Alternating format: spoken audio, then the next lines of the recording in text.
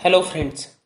जैसा कि आप सबको पता है कि कोरोना की वजह से भारतीय अर्थव्यवस्था जो है वो बहुत ही खराब दौर से गुजर रही है और उसे इस दौर से निकालने के लिए भारत सरकार बहुत सारी कोशिशें कर रही है। जैसे कि वो समय समय पे इकोनॉमिक पैकेज ला रही है, लेबर लॉ में चेंज कर रही है, एमएसएमई में रिलैक्सेशन दे रही है, आपको टैक्स बेनिफिट्स पे रिलैक्सेशन दे रही है। पर इन सब तमाम कोशिशों के बावजूद भी बहुत सारे लोगों की जो जॉब है वो चली गई है और अभी भी बहुत सारे ऐसे लोगों के जॉब है जिसपे उनके संकट के बादल छाए हुए हैं। ऐसे समय में लोगों के पास एक ही उम्मीद है कि वो अपना खुद का व्यवसाय शुरू करें। आजकल आपने न्यूज़ चैनल में, न्यूज़पेपर में, सोशल मीडिया में देखा होगा कि बहुत सारे ऐसे लोग हैं जो बैंक के पास जाकर 1 लाख रुपए की लोन ले रहे हैं। वो लोन तो ले रहे हैं बट उन्हें अभी भी इस बात का कंफ्यूजन है कि वो आखिर ऐसा कौन सा व्यवसाय करें, वो उन पैसों को कहाँ पे लगाएं जिससे कि उनका इन्वेस्टमेंट जो है वो सही जगह पे हो और उन्हें प्रॉफिट मिले। तो आज का हमारा जो वीडियो है वो यही है कि आप कम से कम लागत में या 1 लाख से कम रुपए में ऐसा कौन सा व्यवसाय शुरू कर सकते हो जिससे कि आप नौकरी करने की बजाय लोगों को नौकरी दे सको।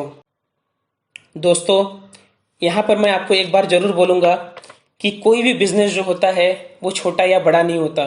किसी भी छोटे बिजनेस को आप अपनी मेहनत और अपने लगन के दम पर बहुत बड़ा बना सकते हो।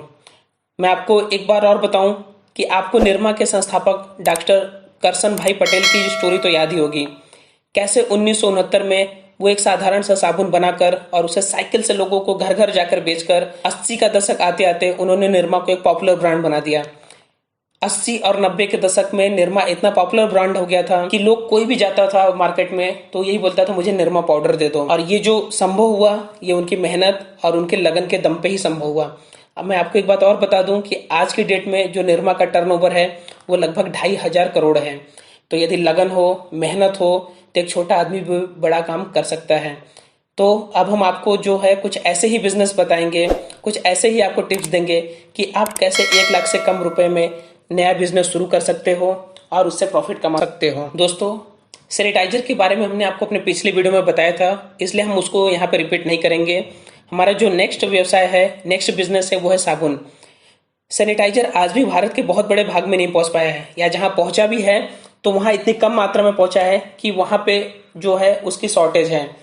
तो जैसा कि भारत सरकार ने या हमारे मेडिकल एसोसिएशन ने हमको बताया है कि किसी भी साबुन के द्वारा यदि हम 20 सेकंड तक अपने हाथ को वॉश करते हैं तो भी हम कोरोना से बचाव कर सकते हैं। तो इसके लिए साबुन बनाना हमारे लिए एक फायदे का सौदा हो सकता है। साबुन का बिजनेस जो है वो आप इनिशियल लेवल पे, छोटे स्तर पे आराम से 60 से 70 हजार रुपए में आप शुरू कर सकते हो। इन्वेस्टमेंट के लिए आपको ज़्यादा कुछ इधर उधर जाने की जरूरत नहीं है। आपको एक मेल्टिंग शॉप खरीदना है, आपको एक प्रिंटिंग मशीन खरीदनी है और आपको मिक्सिंग मशीन खरीदनी है। इसके साथ आपको रॉ मटेरियल में जो है वो सॉफ्ट नूडल्स हैं, स्टोन पाउडर है, कलर्स हैं और खुशबू के लिए परफ्यूम है, वो आपको बहुत ही आसानी से मार्केट में मिल जाएंगे। आप कम मेहनत में और कम लागत में आसानी से इसे बनाकर लोकल मार्केट में बेच सकते हो। लेकिन यहाँ पे आप ध्यान देना, यदि आप इसे बड़े स्तर पे बढ़ाना चाहते हो, आप इसे ब्रांडिंग करना चाहते हो, इसे मार्केट में और आगे ले जाना चाहते हो, तो आपको इसके लिए रजिस्ट्रेशन कराना पड़ेगा और फिर आपका जो इन्वेस्टमेंट का वैल्यू होगा वो और भी ज़्यादा बढ़ जाएगा। एक और बिजनेस है चप्पल बनाना या हवाई चप्पल जीपी जिसे कहते हैं। ये भी एक फायदे का बिजनेस है और आप आसानी से इसे शुरू कर सकते हैं। इसके लिए आपको sole cutting machine, sole printing machine और ग्राइंडिंग मशीन की जरूरत है। ये सारी मशीनें जो हैं वो आपको आसानी से 80 से 90 हजार रुपए में मार्केट में मिल जाएंगी। और इसका जो रॉ मटेरियल है, जो सीट है, स्ट्रिप्स है, वो आपको किसी भी लोकल मार्केट में जाओगे बहुत ही आसानी से मिल जाएगी। इस तरह आप आराम से 90 या 95 हजार रुपए इन्वेस्ट करके आप चप्पल बनाने का अपना व्यवसाय शुरू कर सकते हैं और बहुत ही आसानी से गाँव में, कस्बों में, छोटे शहरों में, लोकल मार्केट्स में आप आसानी से इसे बेच सकते हैं। एक बार फिर मैं वही बोलूंगा, यदि आप इसे आगे ले जाना चाहते हो तो आपको अपना इन्वेस्टमेंट बढ़ाने के साथ साथ आपको जीएसटी हो गया, एमएसएमई हो गया या कोई भी लोकल रजिस्ट्रेशन है आपको वहां पे वो करवाने पड़ेंगे। तीसरा बिजनेस है दोस्तों अगरबत्ती का। अगरबत्ती एक ऐसा वस्तु है जो भारत में हमेशा चलेगा और ये भारत में ही नहीं, आपके श्रीलंका में, वर्मा में, नेपाल में, इंडोनेशिया में, ये हर जगह प्रचलित में है। और कोई भी धार्मिक आयोजन हो, कोई भी आपका मंदिर हो, मस्जिद हो, ये वहां पे यूज होता है। तो इसके लिए आपको ज्यादा कुछ इन्वेस्ट करने की जरूरत नहीं है, जगह की भी ज्यादा जरूरत नहीं है। आप आसानी से इसे घर में बैठकर सिंगल हैंडेड भी कोशिश करोगे तो आप 30 से 35 हजार रुपए में बना के इसे लोकल मार्केट में आप आसानी से बेच सकते हो। आपका फायदा भी इसमें होगा और आप लोगों को यदि चाहो तो रोजगार भी दे सकते हो। तीसरा है water purification. Water purification unit भी आप डाल सकते हो। आपको जैसा पता है कि हमारा देश है, वहाँ पे प्रदूषण एक बहुत बड़ी समस्या है, और उन प्रदूषण की समस्या में जल प्रदूषण भी एक बहुत बड़ा समस्या है।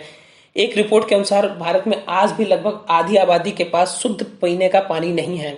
आप यदि शहरों में चले जाओगे तो लोगों ने आरओ सिस्टम इंस्टॉल कर रखे हैं, प्यूरीफायर इंस्टॉल कर रखे हैं, लेकिन छोटे शहरों, कस्बों में, गाँव में आज भी उनको ये सुविधा उपलब्ध नहीं है। तो आप आसानी से ऐसे जगहों पर जाकर एक छोटा सा आरओ प्लांट डाल सकते हो, और इसमें इन्वेस्टमेंट जो है वो आपको 70 से 80 हजार रुपए का प्यूरीफायर यूनिट का है। हाँ, लेकिन आपको ये शुरू करने से पहले आपको आईएसआई नंबर लेना पड़ेगा, क्योंकि ये बहुत जरूरी है। और साथ में यदि आप कुछ अच्छे सर्टिफिकेशंस लो लोगे तो आपको जो है आप कस्टमर्स को और भी अट्रैक्ट कर सकते हो, होटल में, रेस्टोरेंट में, या किसी भी कॉर्पोरेट ऑफिस में। तो ये आपके लिए एक फायदे का सौदा हो सकता है कम लागत में। मोमबत्ती। मोमबत्ती एक ऐसा वस्तु है जिसका प्रचलन कभी भी हमारे देश से नहीं जा सकता। दिवाली के सीजन में तो आपको पता है कि मोमबत्ती जो है एक परंपरा है, और उस समय इसकी डिमांड बहुत पीक पे होती है। लेकिन यदि आप फैंसी मोमबत्ती बनाओगे तो आजकल आपने देखा होगा, आप किसी भी होटल में जाते हो, रेस्टोरेंट में जाते हो, पिकनिक स्पॉट में जाते हो, या कहीं भी शादी समारोह या फंक्शंस में जाते हो, तो देखो कि लोगों ने डेकोरेशन जो है वो मोमबत्ती से कर रखा होता है। ऐसा करने से वहाँ का जो लुक होता है वो बहुत ही अच्छा होता है।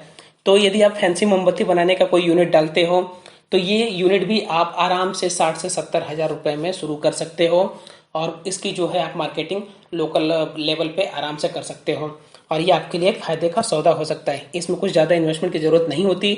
जो मेल्टिंग पॉट है, या थर्मामीटर है, हैमर है, वेइंग स्केल है, आराम से किसी भी मार्केट में जाओगे आपको ये मिल जाएगा।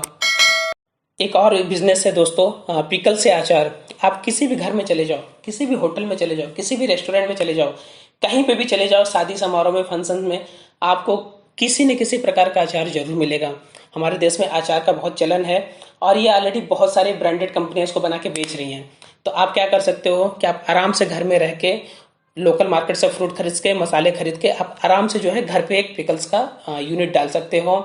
इसमें कोई ज़्यादा इन्वेस्टमेंट की जरूरत नहीं है। आप मुश्किल से 25 से 30 हजार रुपए में पिकल्स बनाने का जो यूनिट है वो शुरू कर सकते हो, और आप लोकल लेवल पे इसे बेच सकते हो। हाँ, जैसा कि हमारे देश में पिकल्स की बहुत मांग है, तो आप इसे बड़े लेवल पे ले जाने के लिए रजिस्ट्रेशन करा के, जीएसटी का, एमएसएमई का, या जो भी है, आप आगे इसकी ब्रांडिंग और इसकी सेलिंग कर सकते हो। पापड़। अचार की तरह ही जो पापड़ है वो आपको हर जगह दिखता है। कहीं भी आप खाने में जाओगे तो पापड़ मिलेगा ही मिलेगा। तो इसके लिए भी आप आराम से एक कुटीर उद्योग के तहत 50 से 60 हजार रुपये खर्च करके यूनिट डाल सकते हो, और ये बहुत ही सिंपल प्रोसेस का है। तो आप उस सिंपल प्रोसेस को फॉलो करते हुए पापड़ का जो इंडस्ट्री है या पापड़ का जो बिजनेस है आपको शुरू कर सकते हो। ये भी बहुत फायदे का सौदा है और कभी भी बंद नहीं होने वाला प्रोडक्ट है। बटन। जी हाँ, बटन। आप कितने भी फैंसी हो जाओ, आप कितने भी मॉडर्न हो जाओ, बटन का जो है वो आपके जीवन का एक अंग रहेगा ही रहेगा। आपको शर्ट हो गया, आपको पैंट हो गया, बटन वहां पे लगता ही लगता है। तो बटन का भी बिजनेस जो है वो आप आसानी से 35 से 40 हजार रुपए में घर बैठे शुरू कर सकते हो, और आप इसको लोकल लेवल पे तो बहुत इजीली बेच सकते हो। खासकर आप गांव में, छोटे कस्बों में तो बहुत ही आसानी से बेच सकते हो। हाँ, यदि आप इसको फैंसी बनाते हो और आप मार्केट में ले जाते हो तो आपको रजिस्ट्रेशन कराने के साथ साथ, वहाँ के लोकल रजिस्ट्रेशन के साथ साथ आपको कुछ फॉर्मेलिटीज पूरी करनी होती, कुछ टेस्टिंग करने होते हैं, और आप इसको ब्रांडिंग कर सकते हो। नूडल्स। भारत की यंग जनरेशन में आपने देखा होगा नूडल्स की बहुत डिमांड है। लोग खाना खाने की जगह नूडल्स खाना बहुत पसंद करते हैं। कई कई घरों में आप देखोगे कि लोग बोलेंगे नहीं, आज मुझे खाना नहीं खाना, आप मुझे नूडल्स बना दो। या आप मार्केट में चले जाओ, रोड साइड में आप देखोगे बहुत सारे ऐसे आपको ठेले दिखेंगे, रेहड़ी वाले दिखेंगे जो नूडल्स देते हैं। तो नूडल्स का भी जो बिजनेस है वो बहुत ही प्रॉफिटेबल बिजनेस है हमारे देश में, और इसके लिए बहुत ज़्यादा कुछ इन्वेस्टमेंट की जरूरत नहीं है। आप आराम से 1 लाख रुपए के अंदर ये बिजनेस शुरू कर सकते हो, और इसको मार्केट में बहुत ईजिली ला सकते हो। हमारे देश में ऑलरेडी बहुत सारी कंपनियां हैं जो काफ़ी पैसे लेकर कॉस्टली आइटम्स बनाती हैं, लेकिन आप इसे लोकल लेवल पे बनाओगे, आप इसे होममेड करोगे तो ये आपके लिए प्रॉफिट का सौदा है। हाँ, इसके लिए भी आपको कुछ टेस्टिंग शुरू में करानी होती है। आप वो फॉर्मेलिटीज पूरी करके आराम से इसको मार्केट में ला सकते हो, और यदि आप इसे आगे बढ़ाना चाहते हो, इसको भी आप अदर ब्रांड की तरह ब्रांड बनाना चाहते हो, तो आपको जो है वो रजिस्ट्रेशन और जो फॉर्मेलिटीज है वो पूरी करनी पड़ेंगी। मुझे उम्मीद है दोस्तों कि हमने आपको जो वीडियो बताया है आपको ये पसंद आया है, लेकिन मैं आपको एक सजेशन दूंगा कि कोई भी बिजनेस शुरू करने से पहले आप अपने एरिया की लोकल ग्राउंड रियलिटी को चेक कर लें, ये उसके लिए सुटेबल है या नहीं है। यदि ये सुटेबल है तो आप इन बिजनेस को शुरू कर सकते हैं और आप नौकरी करने की जगह लोगों को नौकरी देने वाले बन सकते हैं। तो यदि आपको वीडियो पसंद आया तो आप नीचे कमेंट करके हमें बताएं, और यदि आपको और भी अधिक जानकारी की ज़रूरत है तो आप कमेंट के माध्यम से या स्क्रीन पर लिखे ईमेल आईडी के माध्यम से आप हमसे संपर्क कर सकते हैं। धन्यवाद।